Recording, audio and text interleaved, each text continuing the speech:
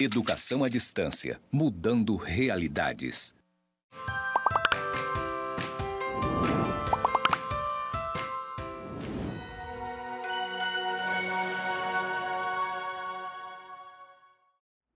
Olá, tudo bem? Seja bem-vindo, seja bem-vinda à nossa disciplina Dificuldades da Aprendizagem. Eu sou a professora Rosa Martins e estou aqui no campus do Porto Velho, Zona Norte, para conversar com você sobre assuntos muito importantes dessa jornada que você vem aprendendo coisas interessantes para a sua prática profissional. Aqui no ambiente em que eu estou, atrás tem uma parede branca com pontos interligados e eu sou uma mulher de cor parda, estou utilizando hoje um vestido na cor azul, hoje também estou usando óculos e o meu sinal que me identifica na comunidade surda é este aqui. Mas eu não estou sozinha aqui, eu estou muito bem acompanhada com a psicopedagoga Eliene Lemos. Bem-vinda, Eliene! Obrigada, professora Rosa, obrigada pelo convite, né? Eu estou vestida com blazer preto, blusa branca, calça preta, meu cabelo está preso, também uso óculos, a minha cor é parda e o meu sinal na comunidade que eu me identifico é esse. Muito bem, muito obrigada, Eliene, por aceitar esse convite, de compartilhar suas experiências, seu conhecimento aqui com a gente. E hoje você vai saber um pouco mais sobre estratégias de aprendizagem, estratégias pedagógicas para estudantes que possuem o déficit de atenção com hiperatividade. E por que eu convidei Eliene? Eliene, ela vai falar agora um pouco sobre ela, sobre essa experiência. Ela é uma psicopedagoga que tem experiência tanto na clínica quanto institucionalmente na escola. Então, Eliene, a gente quer te conhecer um pouquinho mais, por favor. Então, professora Rosa, eu sou pedagoga, né? Eu atuo, né, há 26 anos na educação, foram 22 anos em salas de aula e 4 anos na coordenação, orientadora e psicopedagoga institucional. Eu também fiz aplicadora ABA e eu também tenho especialização em neurociências aplicadas à educação. Como esse cérebro aprende? Né? E eu também fiz a especialização em docência do ensino superior. Então, você observa que a Eliene ela tem experiência tanto na prática da docência, quanto na prática da psicopedagogia. Essa é uma das áreas em que você poderá atuar. Ela é pedagoga, a formação base dela é a pedagogia. E nós estamos nessa disciplina tendo a oportunidade de conhecer profissionais da pedagogia que atuam na área de transtornos e dificuldades de aprendizagem. Então, esta é uma área muito importante, muito necessária e agora em voga, crescente cada vez mais. Então, vamos falar um pouquinho mais, vamos aqui explorar a Eliene, né, na nossa aula, começando aqui, Eliene, falar sobre a inclusão. Você é um tema que é muito especial para você, e aí fala um pouquinho para a gente sobre a inclusão. Então, a inclusão é garantir a qualidade de ensino educacional, né? Então, esse professor ou esse educador, ele tem que reconhecer, né, as possibilidades e a necessidade do aprendente, garantindo toda essa caminhada, esse processo de aprendizagem. Sem isso, como é que nós vamos fazer a inclusão, né? Só assim, reforçando, né, um pouquinho mais essa parte das possibilidades e das necessidades, que esse educador ele vai ter que observar quais são as habilidades adquiridas e quais são que precisam ser trabalhadas. E aí vai ter que mudar essa atitude, né? Qual seria? A gente vai ter que fazer um PEI, que é um plano de ensino individualizado, que a gente vai falar um pouquinho mais à frente. Então, fica aí que o PEI é um dos conteúdos da nossa disciplina. E vamos aqui aprender muitas coisas sobre o PEI com a Eliene. Então, Eliene, assim, caminhando, você preparou algum material aqui para a gente conversar. E aí vamos falar sobre inclusão e práticas pedagógicas inclusivas, não é isso? Isso, exatamente. Como esse professor, esse educador, ele vai estar preparado para receber essa demanda, né? Então, eu vou receber essa criança que é laudada, que tem um transtorno de déficit de atenção, e como vai ser essa minha estratégia pedagógica, né? Como vai ser esse plano, essa estrutura que eu tenho que montar. Então, para isso, antes de tudo, o que nós precisamos? Buscar conhecimento. A gente precisa conhecer sobre o transtorno, né? Sobre o transtorno de déficit de atenção. O que é isso? Quais são os sintomas? Né? Então, a gente precisa conhecer a clientela. Quando a gente conhece a clientela, a gente consegue preparar o material. Eu comparo quando a gente vai tirar uma carteira de habilitação. A gente primeiro tem o que conhecer, né? As questões que é relacionadas às placas, né? Para poder realmente chegar no produto final, que é a carteira. Então, exatamente é como acontece também nesse planejamento. Primeiro, eu preciso conhecer a minha clientela, né? Esse cliente, né? As necessidades, como pensa, né? Uma criança que tem déficit de atenção. Para aí sim eu montar o meu plano educacional especializado. E nós temos uma aula gravada especialmente sobre esse transtorno, déficit de atenção com hiperatividade, onde você vai reconhecer os tipos do TDAH, quais são os sinais e sintomas, explicar um pouquinho da origem, né? Se pega, se não pega, se é genético. Se você tem essas dúvidas ainda é porque não assistiu nossa aula. Então vai lá na nossa playlist e assiste a aula. Porque hoje nós não vamos falar disso, nós vamos falar de estratégias pedagógicas e é isso que a Eliane vem compartilhar com a gente a partir da experiência dela.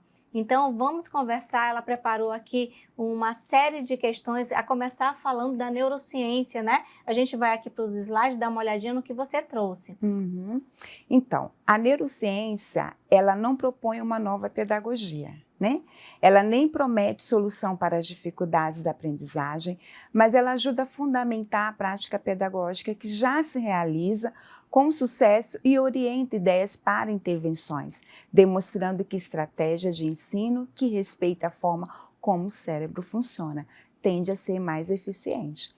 Então, assim, a neurociência, ela é uma parceira, né, da pedagogia. Ela não vem mudar as ideias da pedagogia, pelo contrário, ela vem somar, ela vem agregar, né, essas questões, porque a neurociência, ela vem fundamentar essas práticas pedagógicas, né? Como que ela vem fundamentar isso?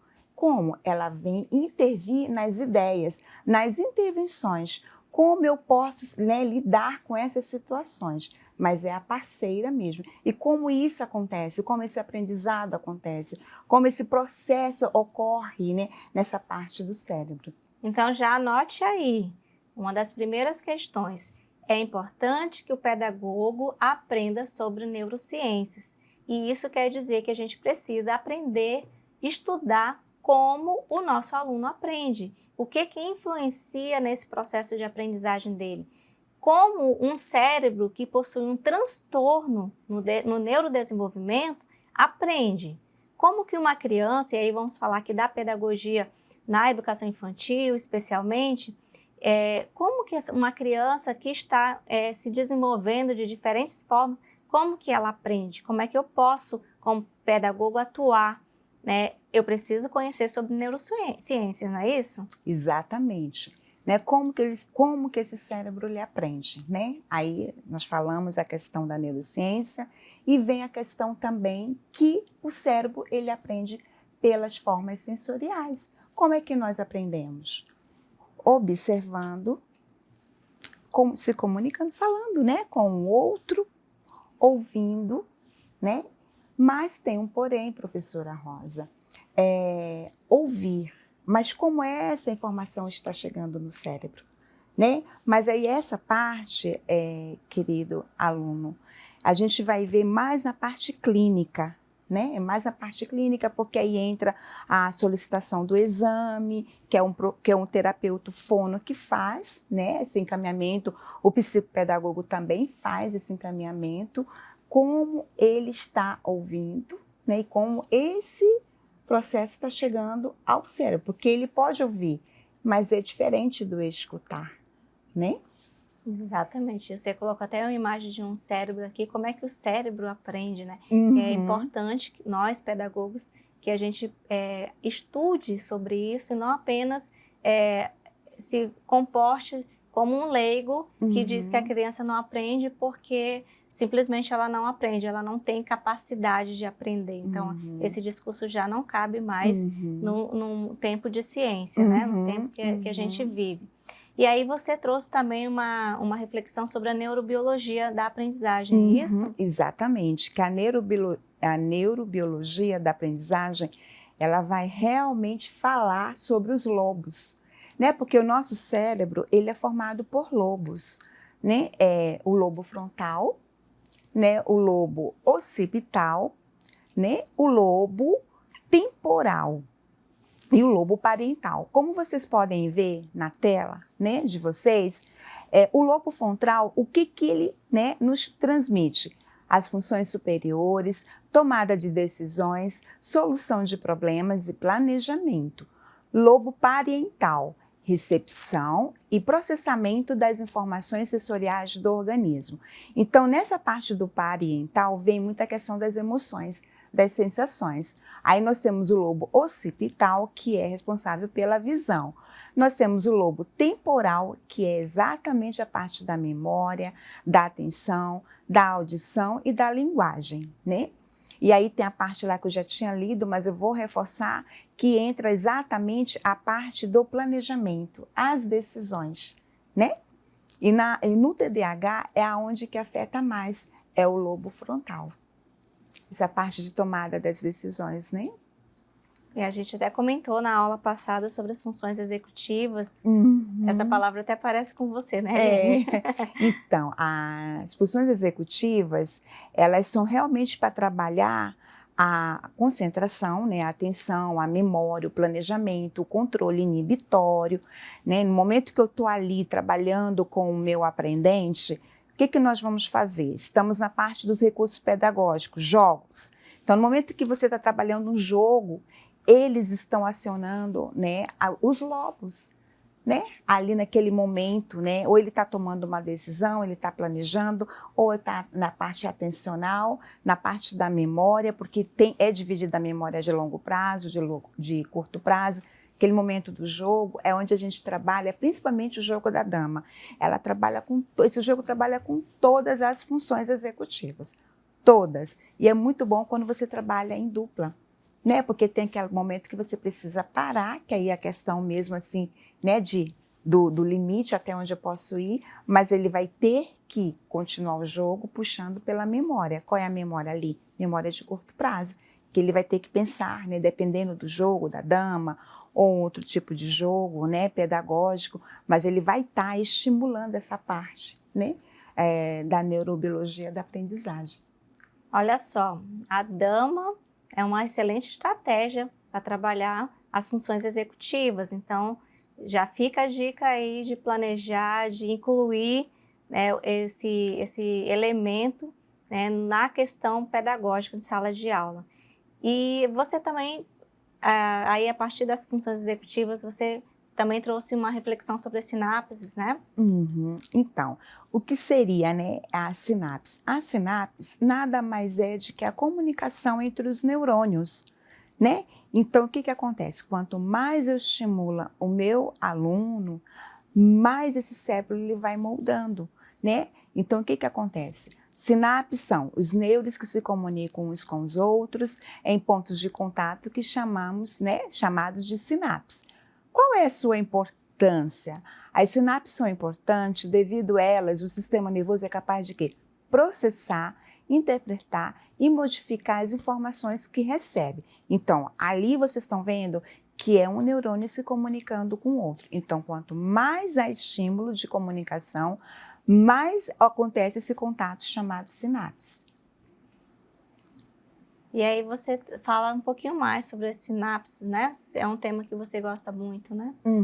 A sinapse, ela é ótima. Por exemplo, nós estamos aqui, né, na cidade, nós temos tudo ao nosso contato, né? A gente tem celular, né? Então ali a gente está, né, ativando mesmo essa questão da comunicação entre os neurônios. Mas se você for para um local aonde não tem essa parte desse contato, não tem essas vivências, o que vai acontecer com esse cérebro, com essa comunicação? Ela vai diminuindo, né? Essas informações que são passadas para um e para o outro, que são chamados de neurotransmissores, vai diminuindo com o tempo. Então, ele vai perdendo esse conhecimento, vai perdendo essa habilidade. Por isso que nós temos que estar sempre estimulando nossos alunos. E aí você fala, as experiências moldam a arquitetura do cérebro, né? Exatamente. Então, o que quer dizer? Quanto mais conexões mais usadas, mais esse cérebro se fortalece. Então, é isso que né? você falou. Exatamente. Né? Muito importante. E aí, nós chegamos ao PEI. Então, já que nós entendemos que a pedagogia precisa conhecer a neurociência, se apropriar de aprendizagens importantes que a neurociência pode trazer para aprimorar a nossa prática, repensar a nossa prática e até mudar a rota da forma como a gente ensina. E aí, falando de dificuldade de aprendizagem, de transtorno, e hoje especialmente do transtorno que talvez seja o que maior impacta a aprendizagem, que é a questão de ter a concentração, aí a hiperatividade, a impulsividade. Então, é necessário a gente pensar que é importante que o professor saiba fazer um PEI. Então, vamos agora falar sobre o PEI. Então, Eliane, agora é com você. O que é o PEI? Para que serve o PEI? Então, o PEI é um plano de ensino individualizado. Para que serve o PEI? Ele vai nortear todo o seu planejamento, né? Então, não tem como você ir para uma sala de aula se você não tem um PEI, né? Você tem que planejar com as habilidades que essa criança já tem, as que elas precisam ser trabalhadas, e ali vai ter o norte. Agora sim, quem é que faz esse PEI, né? Vocês podem estar se perguntando, o professor. O professor regente da sala, ele faz, mas ele não faz sozinho. Ele precisa de um apoio. Que apoio é esse? Nós temos assim a sala, né, da AEE, né, tem escolas que têm salas da AEE, que é atendimento educacional especializado. Então lá, muitas vezes às vezes tem um professor psicopedagogo, né, institucional, ele vai estar dando todo um suporte para esse professor que vai estar lá também, né, nessa parte da sala, e vai dar esse suporte também para esse professor, né, de salas de aula. Mas vamos dizer que nessa escola não tenha, né, a sala da IEE, mas nós temos uma equipe pedagógica, uma coordenação, né, com orientador, supervisor. Então, essa equipe ela pode estar sim ajudando esse professor nessa elaboração desse PEI. Porém, antes de tudo isso aconteça, é interessante que essa coordenação ela auxilie o professor fazendo capacitação, porque a gente precisa preparar esse professor para receber essa demanda, né? Então, vamos fazer o PEI, mas por onde a gente vai partir? Né? Como é que é isso? Como é que vai fazer? Né? Eu preciso de caminhos, mas para isso a gente precisa o quê? Buscar capacitar os professores, preparar bem mesmo os professores para receber essa demanda. Então, o PEI é o planejamento, é o norteador. Eu vou dizer para vocês que é a parte assim, que vai conduzir todo o processo de ensino, porque não tem como ir para uma sala de aula sem planejamento, né? Mas eu quero te fazer uma pergunta surpresa aqui.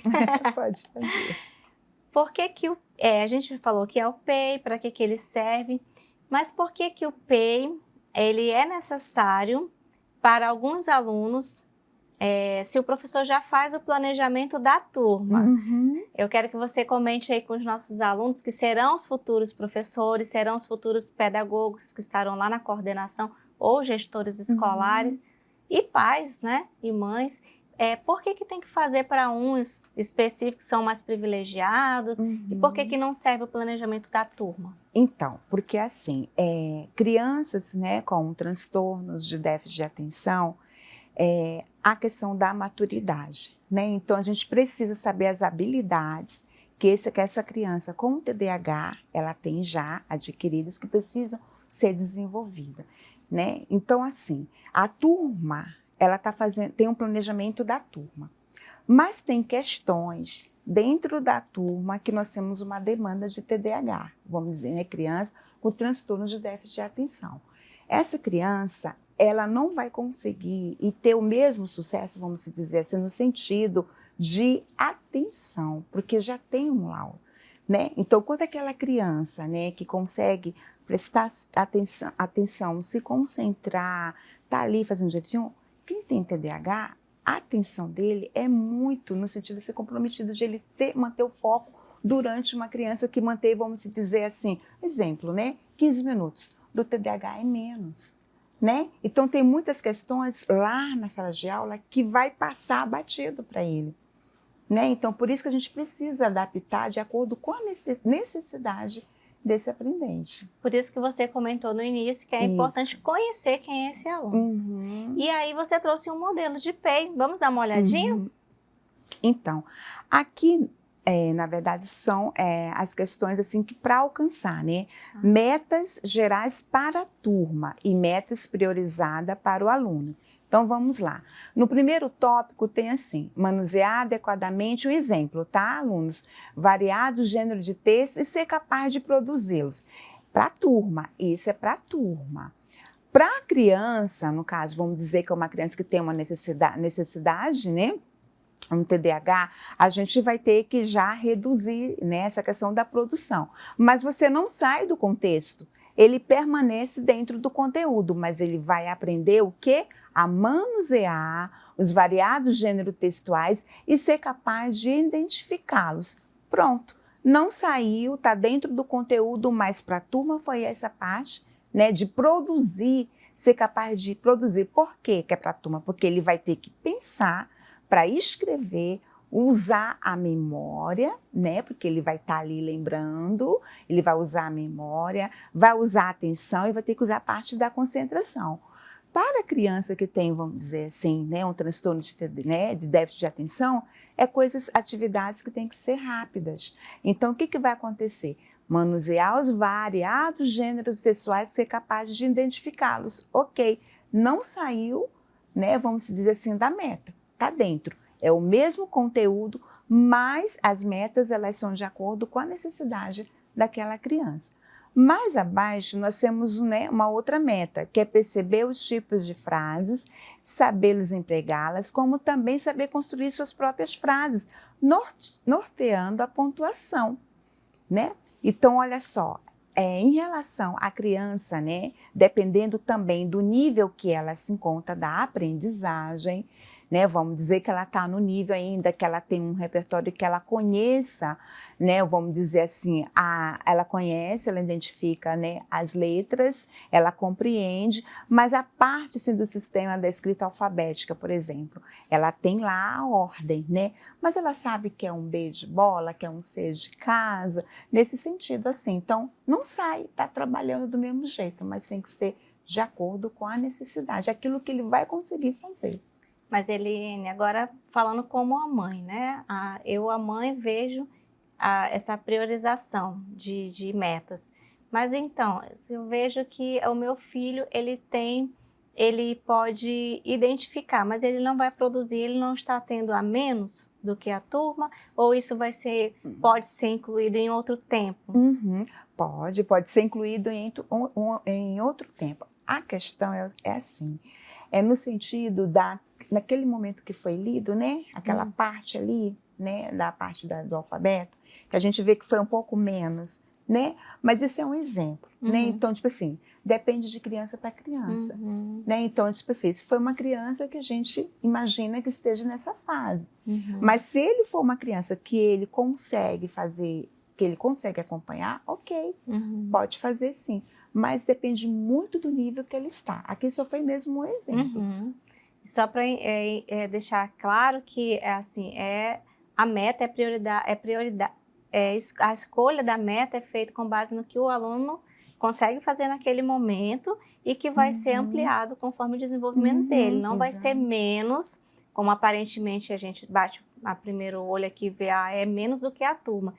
Ele não está naquele ponto da meta da turma, mas a professora prioriza o que ele consegue fazer e vai avançando conforme o desenvolvimento dele, vai incluindo aquilo que ele consegue fazer, para não cobrar algo que ele ainda não dá conta, não é isso? Isso mesmo, isso mesmo. Mas assim, eu, pela experiência de clínica, né, de crianças com transtorno de déficit de atenção, eu percebo assim que o aprendizado deles assim estão sempre de acordo, né? Pelo menos a experiência que eu tenho, eu vejo assim que em relação ao aprendizado ele consegue, né, até assim a maioria das vezes acompanhar. Porém, o que realmente prejudica é essa falta mesmo da atenção que passa despercebido e ele perde alguma coisa, um conteúdo, alguma coisa assim, algo que a professora falou e realmente vai comprometer no momento, na hora que ele, né, for registrar, for fazer. Por isso que é interessante conhecer esse aluno, saber as habilidades que ele, né, já tem adquirida, que eles estão desenvolvendo, para que ela possa estar montando esse PEI de acordo com a necessidade desse aluno. Ah, perfeito, perfeito.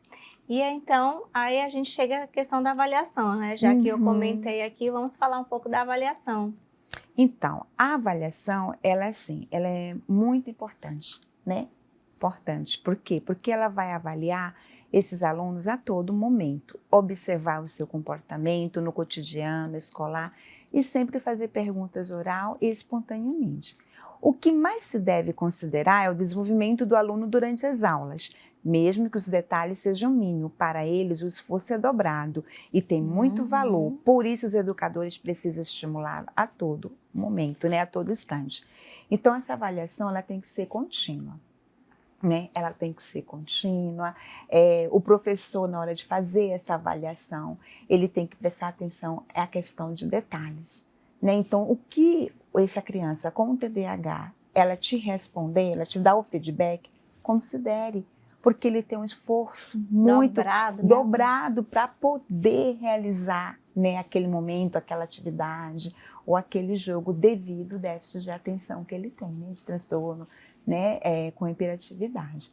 Então, assim, avalie, não chegue só no produto final, referente, aluno, em relação a notas, né? Às vezes a gente faz, né, toda uma prova, tudo, e esquece do quê? Do que foi feito antes. O comportamento no sentido, assim, do que ele fez, né? Ele participou das aulas, ele participou oralmente, né? Então, tudo isso você vai avaliando. Não somente as verificações de aprendizagem, mas é um contexto, né? É um contexto, é um todo. E por que ela tem que ser contínua? Porque em tempo todo a gente está em processo, a gente está evoluindo. Então, é preciso fazer anotações, é interessante ter um caderno para anotar as evoluções, né, do aluno. Ah, tá, você está fazendo uma atividade, você viu que ali teve algo que, nossa, legal, ele conseguiu, então anota, porque isso vai ajudar os seus registros, até mesmo fazer um relatório para esse pai em termos do aprendizado e não de comportamento, né? Porque comportamento os pais eles já têm conhecimento porque eles convivem com os filhos. Qual é o pai que não conhece o filho? Mas fazer um documento, um relatório sobre aprendizagem, o que ele sabe, como ele entrou, como ele está evoluindo, né? Nesse sentido, assim, é importante. E as avaliações é interessante que façam com uma fonte um pouco maior, para que eles não venham perder o foco, né? Destacar algo assim que você queira, né, destacar, também é importante. Essas avaliações por partes. Muitas vezes a gente tem avaliações de não sei quantas páginas, faz por parte, faz uma primeira parte, você faz com ele, se não deu, faz outro dia, né? É interessante assim, tirar da sala de aula, num momento assim, outro local, oralmente, né? Porque eles são muito bons nessa parte oralmente, né? Eles não conseguem muitas vezes por causa da atenção, ali manter o foco. Mas se você perguntar, se você conversar, você vai ver que eles conseguem. E é valorizar isso neles, nos aprendentes. Então anote aí as dicas que a Eliane já nos deu sobre a avaliação. Fazer avaliação menor, divididas, né, em menos partes, não fazer uma avaliação grande, um instrumento muito longo, né? Com letras maiores e para que o aluno não tenha tanta dificuldade para responder. E também diversificar os instrumentos, pode utilizar oralmente, por escrito, não só fazer avaliação escrita, né? Diversificar os instrumentos, aí não é só para o TDAH, né? Mas para as diferentes formas que as pessoas têm de aprender. Nós temos vários tipos de formas diferentes, né? Então, muito boa. E aí, você organizou aqui é a cereja do bolo, gente. Quem não assistiu até aqui, já perdeu. Quem assistiu até aqui, dá o like, como o pessoal pede, porque esse é o momento da cereja do bolo. A Eliene, a partir da experiência, olha só que riqueza. Ela vai nos dar dicas, orientações. Agora imagine você como professor de sala de aula que tem 30 alunos ou mais, e ela vai trazer aqui, nesse momento, dicas para como nós podemos atuar de uma forma mais eficiente com alunos com TDAH na sala de aula. Então, Eliene, agora é com você aí, nos ajude aí a ajudar esses alunos. Então, as orientações, né, tá na tela, né, é bem de fácil de entendimento, creio assim que tem professoras que já fazem, né, então a primeira coisa é pedir para o aluno, né, repetir em voz alta as instruções dadas, sempre apoiar positivamente esse aprendente, né, ou esse aluno, diversificar as atividades de casa, é muito importante, sempre que possível dar aulas com computadores e materiais audiovisuais. Né? Então, essa dica aí ela é excelente. Não ficar somente ali no papel, né? Mas trazer para essa sala de aula essas situações diferentes, diversificar as atividades. Né? Então, algo que você está falando ali, explicou, fez o conteúdo, né? Está explicando, está explanando, pergunte oralmente, e é interessante, sempre quando você quiser absorver algo dele para ver se ele entendeu, o que tem que ser feito? Logo no início. Logo no início você já faz, porque você já fazendo logo no início, ele já está ali, a atenção dele, né, está ainda, vamos dizer, tá no foco. Porque assim, o TDAH, um barulhinho ele já se dispersa, então ele já sai, né, ele já sai do foco, tá bom? E quando você fala de materiais audiovisuais, trazer o concreto, trazer o visual para ele ver, né, para ele perceber, não ficar apenas abstraindo. Então, assim, para algumas áreas, isso pode ser difícil, mas para outras não. Mas de todas as formas, não existe uma área de conhecimento que você não possa visualizar, ter um esforço de trazer uma imagem, de colocar de forma gráfica, este conteúdo. Então, quando você faz isso, você está contemplando alunos que dificilmente aprenderão da forma convencional. Porque o que a gente faz na sala de aula? A gente acaba tratando como se todos aprendessem da mesma forma. E a Eliane está falando desde o início que não. E o TDAH especialmente não aprende dessa forma. Não é que ele não queira ficar quieto, não é que ele não queira prestar atenção. Ele não consegue. É um esforço contínuo que a pessoa vai tendo. E às vezes adulto não consegue, tem dificuldade, imagina uma criança. Então, é muito importante que a gente pense nisso aí. Então, temos mais orientações, né, Eliane? Tem mais orientações. Tem uma outra orientação, eu gosto muito de trabalhar com os incentivos, né? Os incentivos são ótimos, eles gostam. Então, trabalha com os incentivos, né? Quem é que não gosta, né? De trabalhar, né? Com os incentivos. Elogie seus alunos, né? Não vê pontos negativos, vê mais pontos positivos, porque eles têm pontos positivos. A gente sempre se colocar no lugar do outro, né? Se fosse comigo, né? Como seria assim, né? Então a gente tem que se colocar no lugar do outro, né? No sentido assim, nós estamos aqui sentadas, né? Nós conseguimos se controlar, nós temos o foco, nós temos a atenção. Mas uma criança, né? Que tem esse laudo, que tem um transtorno de déficit de atenção, ele já não consegue, né? Então a gente não pode assim rotular essa criança do que ela não sabe fazer. Ela sabe fazer. Só que precisamos fazer em menos tempo com ela. Exatamente. E aí você colocou algumas outras orientações, essa que você destacou foi muito importante.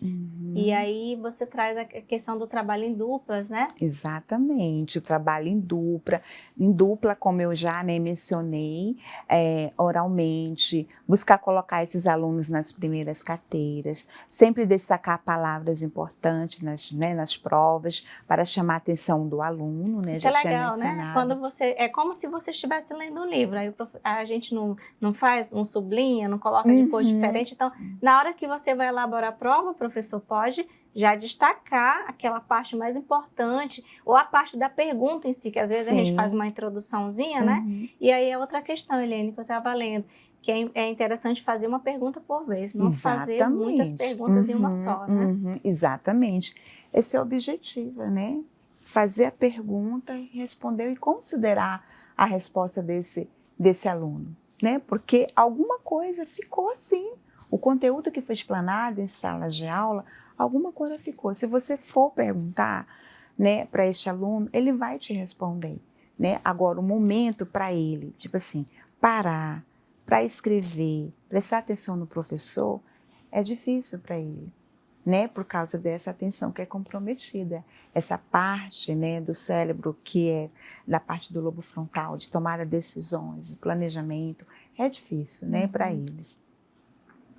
Isso, você colocou algumas mais sugestões também, acho que essa questão do seja claro, né, aqui no nosso slide você destacou, uma instrução por vez, né? Uma instrução por vez, no momento que estiver conversando com esse aluno, né, muitas vezes nós somos muito extensos, né, então procuramos ser mais assim, objetivos, né, fazer as instruções, mas algo mais simples, mais rápido, não ser muito prolongado, né, para que ele possa ter essa parte na hora que ele for mexer com a parte do planejamento e que está bem nesse lobo frontal, ele conseguir, né, dar os feedbacks para nós.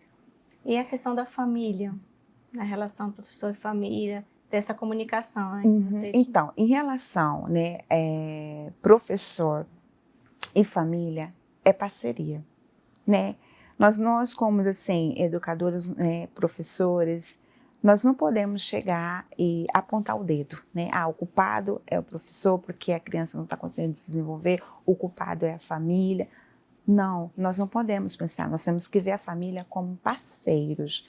Parceiros, esse professor, né, essa escola, essa coordenação, ela tem que fazer encontros com esses pais, né, orientando como ele pode estar fazendo um trabalho em casa, porque nós somos pedagogos, né, nós conhecemos sobre a questão da aprendizagem. O pai, ele não fez faculdade, então aquele pai que não tem esse conhecimento, ele não vai conseguir. Então, muitas vezes tem até atividades, né, que vão para casa, procuro sem fazer coisas, algo que consiga mesmo fazer. Às vezes tem família, tem pais, mães que não sabem ler, né, que às vezes não são alfabéticos, né, ficam às vezes com a avó, e aí fica um pouco difícil. Né? Então, procuram mandar a tarefa para casa de uma forma assim que sejam mais fáceis, né? E aquelas mesmo mais complexas, vamos se dizer no sentido assim, que cabe o professor fazer, porque ele fez um planejamento, ser feito mesmo nas salas de aula, né? E quando mandar, às vezes o livro, né? Não mandar muita quantidade, porque não é a quantidade, é a qualidade. É a qualidade, é o que vai importar nesse momento, né? Outras orientações que você deu aqui foi sobre estabelecer regras claras para a sala de aula, né? Exatamente. A gente tem que estabelecer regras claras. É importante, nas salas de aula, montar com o seu, né, aluno ou aprendente a rotina daquilo que ele vai fazer durante a aula. Né? Então, primeiramente é o horário da chegada, depois nós vamos fazer, né, atividade, depois vai ter outro momento. Então, distribuir numa rotina onde ele vai conseguir situar o que vem depois, para não ficar solto, ele não sabe o que vem depois, né? De preferência visual. Exatamente, visual. E sempre intercalar com o jogo, algo que, tipo assim, não cobre tanto da cognição, né? Isso. Mas colocar um jogo, intercalar um jogo ou outro, porque dá aquela relaxada, mas você não sai do foco, você está trabalhando com ele, né? Inclusive as funções executivas que foi bem mencionado antes. Olha que dica preciosa. Então, aquela aula que você inicia de um jeito e termina do mesmo jeito, ela nunca vai contemplar um aluno TDAH, de maneira nenhuma. Ela vai excluir este aluno. Não existe inclusão numa aula que você começa e termina do mesmo jeito. Por quê? Porque o aluno ele não vai aprender, não vai ficar aquele tempo todo concentrado. Então, olha que dica preciosa que a Eliane nos deu aqui. Intercalar o momento que ele precisa ficar concentrado em algo com outro momento que ele pode relaxar, fazer uma brincadeira. E nesse relaxamento, nessa ludicidade, ele aprende e desenvolve outras funções que são importantes para o desenvolvimento dele. Então, a gente está chegando aqui ao final do nosso bate-papo. Você trouxe aqui algumas dicas de leitura, referências, não sei se você quer comentá-las. Tem algumas dicas que vão ficar no nosso AVA. Uhum. Então, exatamente, né? Esse material ele é muito bom, que é, na verdade, né, que é TDAH na prática pedagógica, né, que é a opinião dos professores de uma escola da rede pública, né, municipal. Então, aí vocês vão ter bastante dicas, tá? Em referente ao que foi falado aqui, tá bom? Os efeitos da prática da atividade motora, sobre a neuroplastia, né, que entra essa parte bem da neurociência, né, como o cérebro aprende, os lobos, né? A importância, né, da neurociência na educação, que ela realmente não veio para não veio propor, né, a mudança, mas ela veio ser parceira. Ela veio tipo assim, né, em relação de intervir no sentido das ideias, das intervenções. Tem um outro também, as referências, que é trabalhar com TDAH em salas de aula. As dicas de professores, olha isso aí, nossa, isso é fantástico, tá? Então, fica a dica para vocês, para poder, né, ajudar nesse sentido de conhecimento, de ampliar mais ainda. Que bom, Eliane, muito obrigada pela tua participação, pela contribuição, pela sua disponibilidade de vir. Eu sei que você é muito ocupada e separou esse tempinho para compartilhar conosco todas essas informações e a sua experiência de vida. Então, muito obrigada. Se você quiser deixar alguma palavra aí para os nossos alunos. Então, eu que agradeço, né, mais uma vez estar aqui para a gente compartilhar as minhas experiências com você, aluno, né? É uma profissão, pedagogia, é uma profissão maravilhosa, né? Eu sou grata, né, primeiramente, né, a Deus, né? Então, assim, faça a sua graduação. No momento que você terminar a sua graduação, né, vá em frente, investe em cursos, né, estuda, busca mesmo, né? Mas a gente vai aprender na prática mais ainda, mas precisamos da teoria, tá bom? Então, desejo sucesso para vocês. E acredite no potencial de cada um de vocês. Porque se a gente não acreditar, né, professora? Exatamente. Né, quem vai acreditar, né? Então, precisamos acreditar no nosso potencial, que nós somos capazes, né? Temos segurança, mas para isso precisamos estudar e buscar. Ah, mas eu não sei.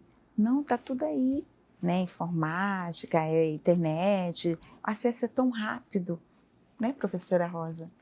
Isso, e com isso eu quero só finalizar e dizer o seguinte: geralmente o aluno com TDAH é um aluno que ele já vem desacreditado muitas vezes da própria família. É aquele aluno taxado como preguiçoso, muitas vezes, porque ele demora a atender comandos, ou às vezes ele não atende todos, tem um problema com o tempo, tem um problema com a organização, e muitas vezes ele é mal interpretado e julgado. Ele já chega até nós na escola com estigma, e ele mesmo passa a acreditar que ele é aquilo e perde o seu potencial. E o nosso trabalho é aquele trabalho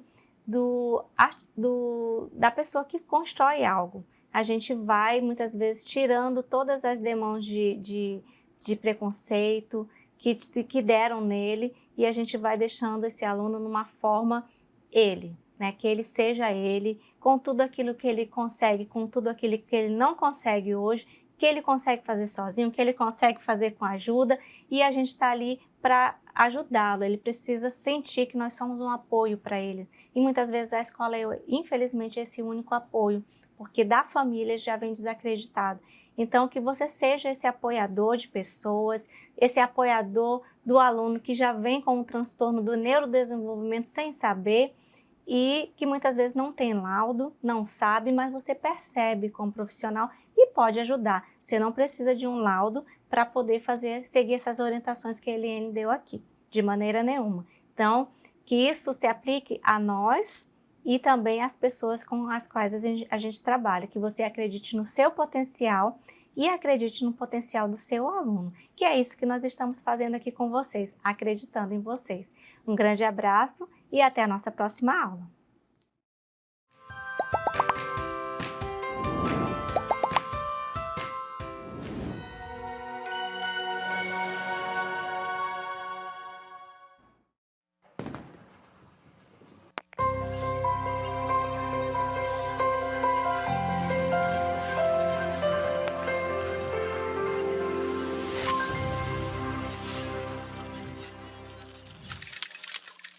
Educação à distância, mudando realidades.